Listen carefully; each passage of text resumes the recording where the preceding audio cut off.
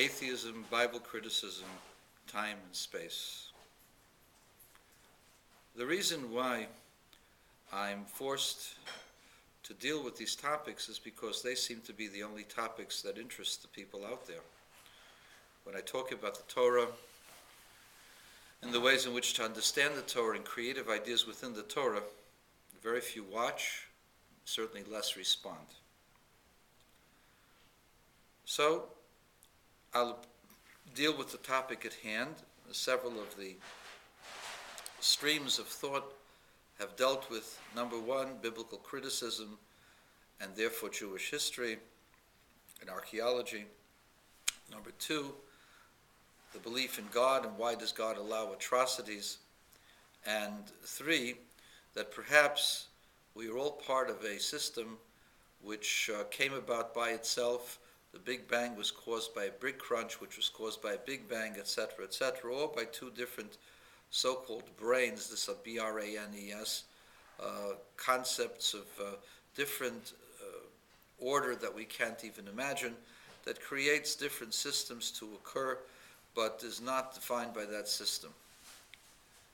And these are some of the thoughts that the world, the universe, all of a sudden jumps up, just like the bubbles in a seltzer glass, that all of a sudden you see all of those bubbles rising up, each bubble being self-contained till it bursts open. So too our universe is a self-contained bubble with its own laws, unique to itself, arising as a result of many infinite different possibilities in some primordial universal soup where all of these things are boiled and actualized.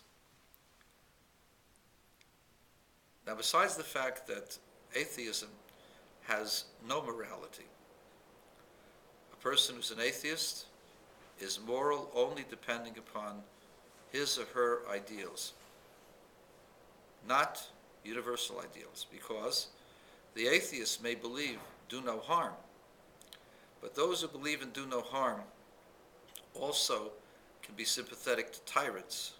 Just look at the atheistic governments of Europe showing deference to the murderous Palestinians or Arabs in Gaza and in the Hezbollah and in Lebanon and other places. The fact that a person supposedly has morals and supposedly has principles is irrelevant. Biases abound, and people don't go by truth, they go by some yet here undefined prejudice. An atheist has no morals. If he has morals, these are the morals of religious people who were his ancestors. Because if you have no God to answer to, then who do you answer to? Your friends? What if you're stronger than your friends? What if you're the biggest, baddest guy around? What if you're the toughest, meanest SOB around? What if you're young from North Korea? What if you're Hugo Chavez? What if you're Putin? Who do you answer to? The answer is nobody. You have unlimited power within your sphere of influence. Nobody can check you except for the United States. So you hate those who can check your power. Of course, you want unlimited power to do what you want. The atheist is amoral at best. And if he has morality, that morality was established by the beliefs of people before them. The proof is yet to come, but I can tell you, if you have no God, then ultimately your morals will break down. The morals of an atheist that are tested don't last. Let's say you have a moral not to steal from people, but you're hungry. You're not really that hungry, but you're hungry. Then how long will it take until you decide that you need it more than the other guy? If you have a moral not to kill people, what happens when somebody bothers you? Somebody steals your girlfriend. Somebody stole money from you. Somebody destroyed your business. How long would it take you to decide that person's life isn't worth living. If you're in a hospital and there are people who are suffering and you have no belief in God, what would stop you from ending their lives? After all, their lives aren't worth anything. Quality of life is worthless.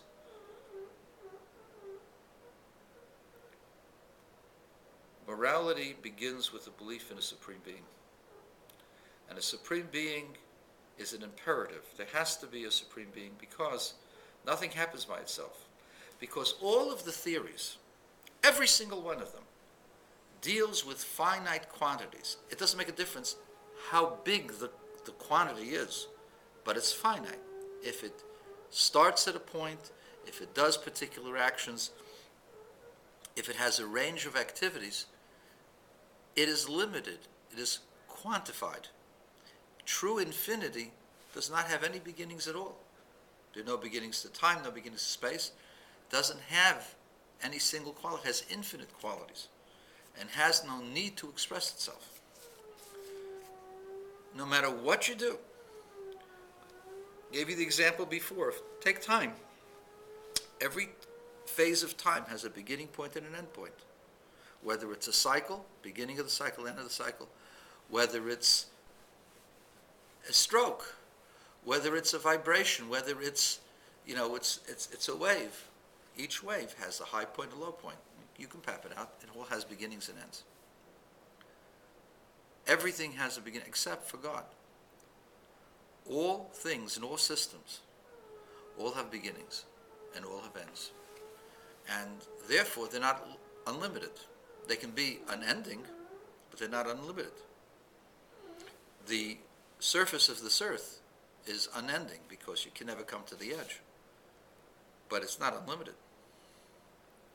The same thing is true with time. Time begins from somewhere. Who began time? How does time begin? How does space begin? How do laws of physics begin? There was no laws of physics prior to the Big Bang. All the laws that we have didn't make any sense before the Big Bang. And so, who made those laws? How does those laws come about? Automatically? Automatically there's a certain systematic relationship that's uniform throughout the universe. Automatically there are laws governing every phase of life that make things exact and allow things to happen in a progressive, meaningful way. Yeah, there are explosions, there are volcanoes, but the world more or less is organized. The universe more or less is organized. And every phase of the universe, even the explosions, has a purpose. The world came from somewhere. It started from something. Who started it? The answer is something infinite. But there's purpose. That means something that has purpose and understanding. Something intelligent.